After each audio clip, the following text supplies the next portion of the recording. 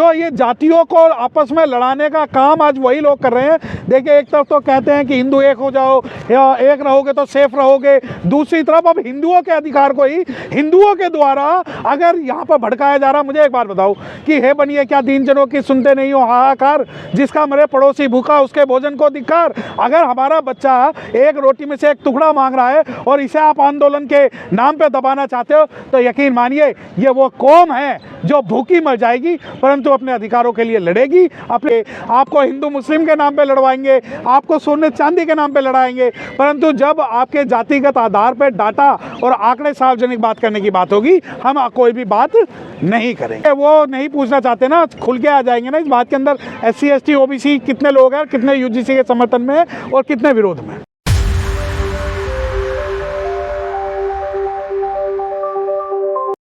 अलग है, UGC regulation जो लागू होगा वो स्टूडेंट्स पे लागू होगा, जबकि SC ST एक्ट जो होगा वो अपराधियों पे लागू होगा।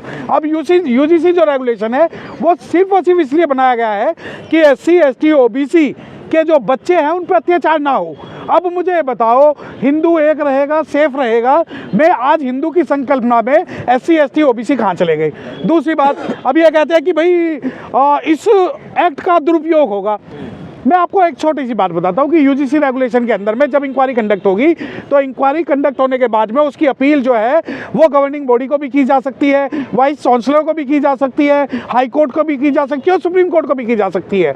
दूसरी बात, अब इन्होंने एक मीडिया ने एक प्रोपागेंडा ये फैला दिया कि भाई ये जो UGC रेगुलेशन है, रेगुलेशन में इस वजह से वर्ड यूज़ कर रहा हूँ क्योंकि पहले जो सबसे ज़्यादा प्राथमिकता दी जाती है वो सेक्शन को दी जाती है, सेक्शन के बाद में रूल्स आते हैं, रूल्स के बाद में रेगुलेशंस आती है। अब जैसे दिल्ली के अंदर UGC एक्ट के साथ में पोस्ट एक्ट भी पढ़ा जाता है, पोक्सो एक्ट भी पढ़ा जाता है और उसके बाद में कार्रवाई होती है। अब लोगों ने क्या कहा कि ये जो है ये एक्ट विशेष अधिकार देता है। यकीन मानिए, मैं आपको एक बात बता देता हूँ कि अगर ये UGC एक्ट ख़त्म हुआ तो शॉर्ट टर्म के लिए ऐसा हो सकता है कि SC ST OBC के बच्चे जो है सफ़र हो, लेकिन लॉन्ग टर्म के लिए इससे हर विद्यार्थी सफ़र होगा क्योंकि ये एक प्रोटेक्शन देता है। देखिए, अधिकार और प्रोटेक्शन में अंतर है। Protection given to the weaker section of the society that somebody should not harass to the weaker section of the society including the SC ST OBC। अब इसके अंदर क्या आया कि भाई OBC और SC, अब आप ये देखिए कि 50 जो सांसद है वो इस्तीफा देंगे, 40 सांसद है वो इस्तीफा देंगे, फलाने IS इस्तीफा देंगे, ढिमकाने IS इस्तीफा देंगे। मैं तो कह रहा हूँ ये रोज रोज की लड़ाई क्यों लड़ रहे हो? आप गिरा दो ना सरकार, और फिर SC ST OBC समाज जो है, जो जागा हुआ समाज है, वो आपको बताएगा कि UGC रेगुलेशन सही है या गलत। देखिए, UGC रेगुलेशन पास करने का मतलब ये नहीं कि हम किसी नॉन रिजर्व क्लास के विरोध में हैं या उनके बच्चों के विरोध में हैं। अगर कोई SC ST OBC माइनॉरिटीज़ का बच्चा विक्टिमाइज होता है तो हमें उतना ही दर्द होगा जितना non SC ST OBC minorities का बच्चा जो है विक्टिमाइज होगा। इसके अंदर एक सेफ गार्ड पैरामीटर्स बनाए गए हैं कि बच्चा जो है एक इंटरनल कमेटी बनेगी, उसके आधार पर कर देंगे।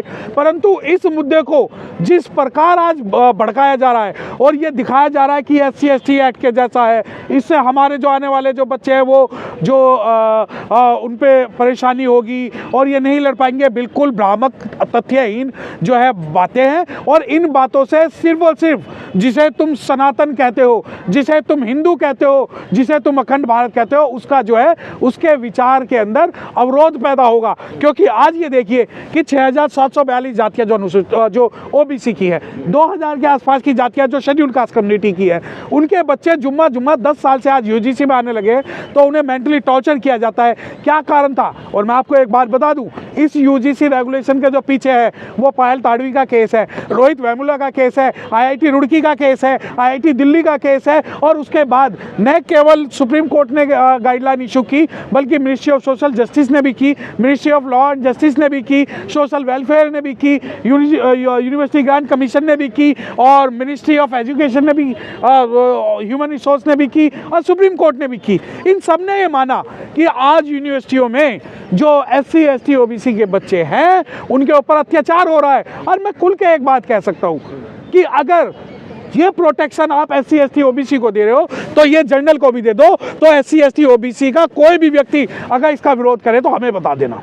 परंतु आज जब हक की बात है, हुकूक की बात है, अधिकार की बात है, प्रोटेक्शन की बात है और हमारे बच्चों की शिक्षा की बात है, तो ये जो आप ब्लैकमेल करना चाह रहे हो, ये पूरा बहुजन समाज, आज यकीन मानिए कि बहुजन समाज के अंदर जो SC ST OBC की जो कम्युनिटियाँ हैं, जो अपने बच्चे को मजदूर बनाना नहीं चाहती बल्कि सरकारी अधिकारी बनाना चाहती है और पढ़ाना चाहती है, उन सभी के लिए जो ये चेतावनी दे रहे हैं, उस चेतावनी से बहुजन समाज डरने वाला नहीं है। और आप ये देखिए कि आप लोग, ये लोग लॉर्ड मैकाले की शिक्षा का विरोध करते हैं, ये लोग UGC को या इन यूनिवर्सिटियों को पाश्चात्य दर्शन बताते हैं, ये लोग इंग्लिश को और इंग्लिश मीडियम कॉलेजों का बहिष्कार करने की बात करते हैं। तो आप जो भी लोग इस एक्ट का विरोध कर रहा है, उन्हें बात समझनी होगी कि यहाँ जो ये एक्ट पास हुआ है वो किसी के विरोध में नहीं हुआ बल्कि एक प्रोटेक्शन। लेकिन अपर कास्ट कह रहा है हमारे बच्चों के अधिकारों का हनन होगा, किसी भी सूरत में हम इसको लागू नहीं होने। देखिए, पहली बात तो मैं आपके इस बात से बिल्कुल सहमत नहीं हूँ। अपर कास्ट और लोअर कास्ट,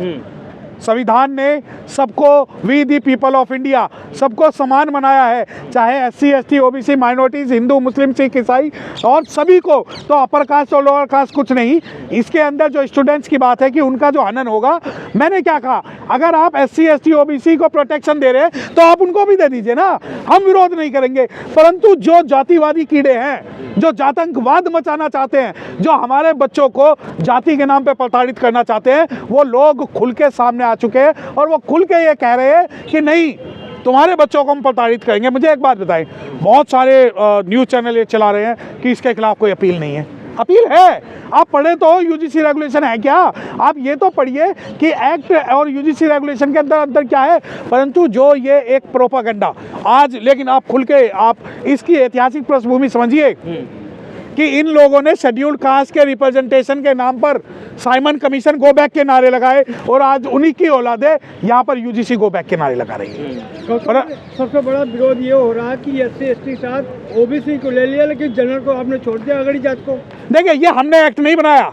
अगर आप मुझसे बात करेंगे तो मैं किसी जाति को नहीं छोड़ूंगा, मैं उनके बच्चों को वही प्रोटेक्शन देना चाहता हूं जो SC ST OBC के बच्चों को देना चाहता हूं। मेरा विरोध सिर्फ उन लोगों से है जो जाति के कारण जो है हमारे बच्चों को अत्याचार करना चाहते हैं, उन लोगों के खिलाफ है। अब आप ये देखिए कि बहुत सारे लोग कह रहे हैं कि नहीं नहीं, हमारे बच्चों का अत्याचार होगा, शोषण होगा।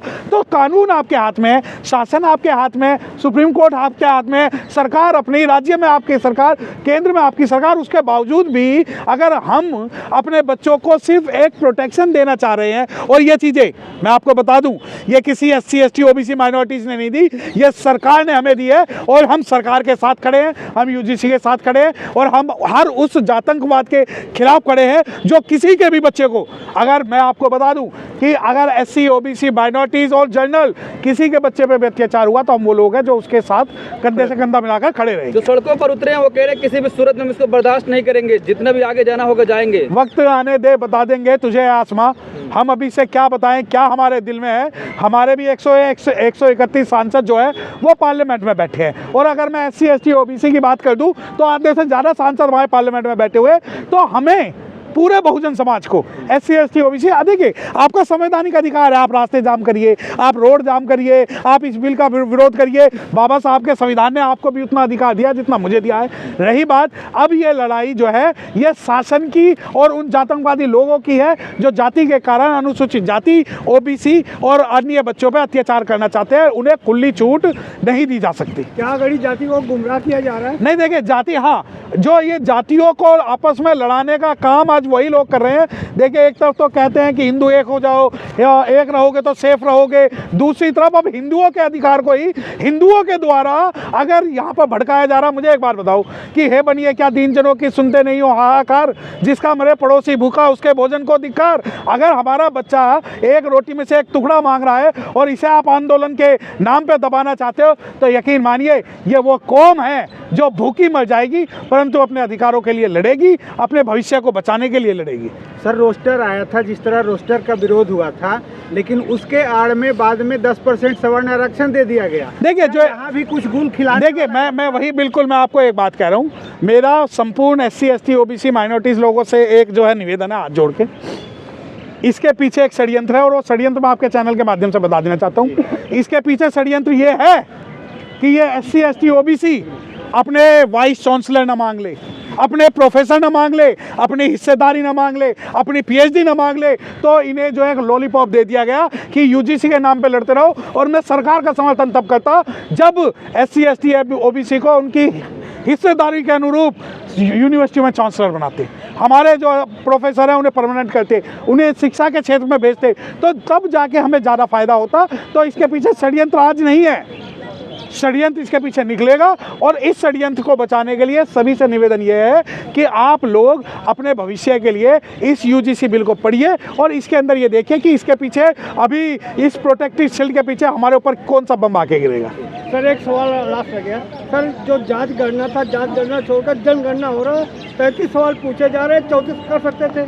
देखिए इस भारत के अंदर शेरों की गिनती हो सकती है, इस भारत के अंदर गधों की गिनती हो सकती है, इस भारत के अंदर कुत्तों की गिनती हो सकती है, परंतु जाति की जनगणना ना कराना कहीं ना कहीं ये स्पष्ट संदेश है सरकार के द्वारा कि आपको हम UGC पे लड़वाएंगे, आपको हिंदू मुस्लिम के नाम पे लड़वाएंगे, आपको सोने चांदी के नाम पे लड़ाएंगे, परंतु जब आपके जातिगत आधार पर डाटा और आंकड़े सार्वजनिक बात करने की बात होगी, हम कोई भी बात नहीं करेंगे। 33 सवाल क्यों पूछा गया सर? 34 सवाल भी पूछ सकते थे। नहीं, देखिए वो नहीं पूछना चाहते ना, खुल के आ जाएंगे ना इस बात के अंदर SC ST OBC कितने लोग हैं, कितने UGC के समर्थन में और कितने विरोध में।